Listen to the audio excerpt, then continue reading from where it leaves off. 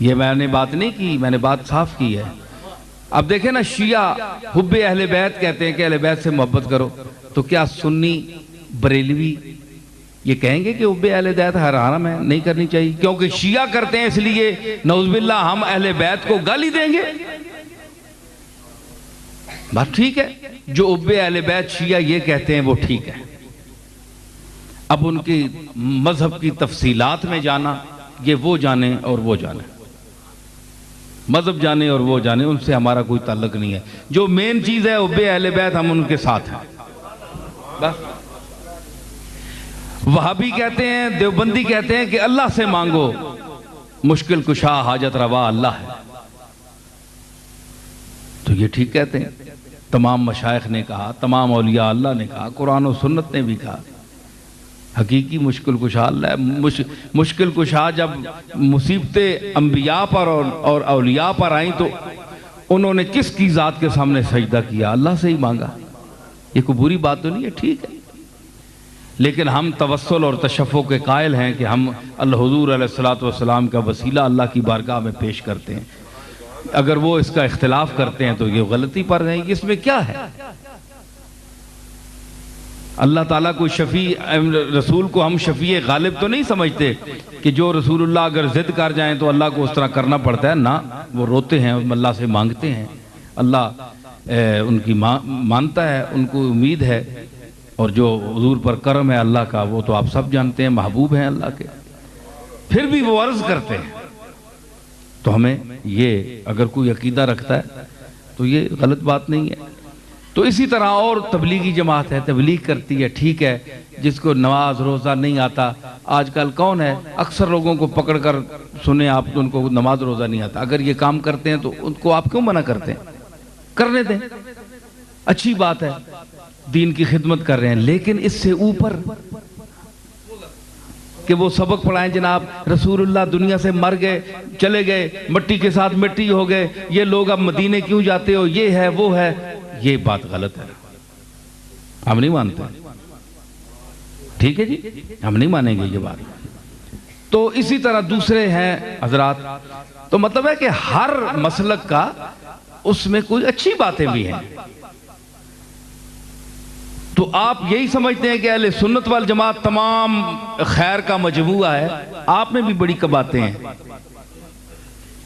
आप जो मुस्तहब चीजें हैं उनको फराइज का दर्जा देते हैं।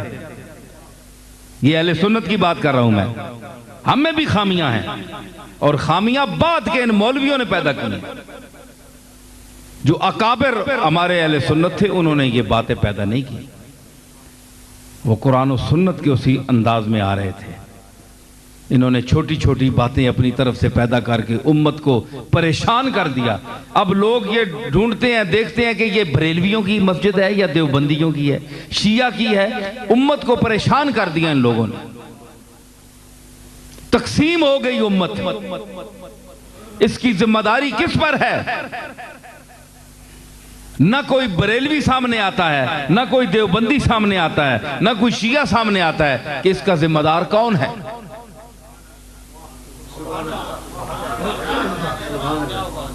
ये मशाइख कहां सो गए आज, जो इन लोगों को इस प्लेटफार्म पर जमा करने के लिए आए थे। मशाइख का और क्या काम है? नजराने बटोरना, दस्त बोसी कराना, प्रॉपर्टी और जायदाद बनाना। हमारा काम, हमारे बाप दादा का क्या था कि जो बिछड़े हुए लोग हैं, जो आपस में टूट गए हैं, उनको जमा करना।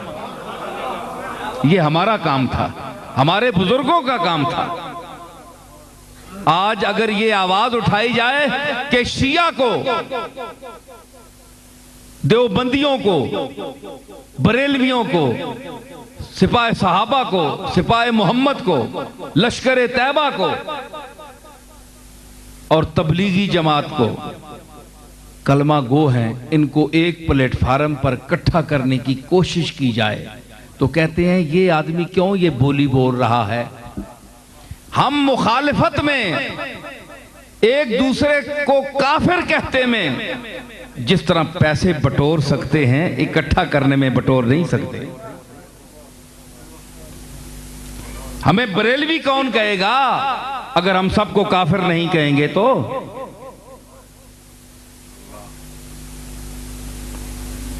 ये अपनी रोटियां सीधी करने के लिए, सिर्फ पैसा कमाने के लिए। इसी तरह देवबंदिया का उनका भी यही हाल है। वो अपने उस पिंजरे में बंद हैं कि वो इनको काफिर कहते हैं, ये उनको काफिर कहते हैं।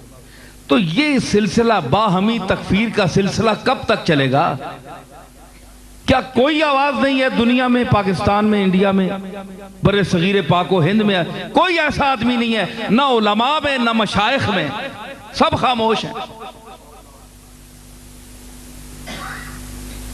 यजीदे वक्त के आगे हैं, यजीदे वक्त के आगे खड़े हैं सब खामोश। यजीदे वक्त के आगे खड़े हैं सब खामोश। हुसैन ही जो चलाए तो कोई बात चले।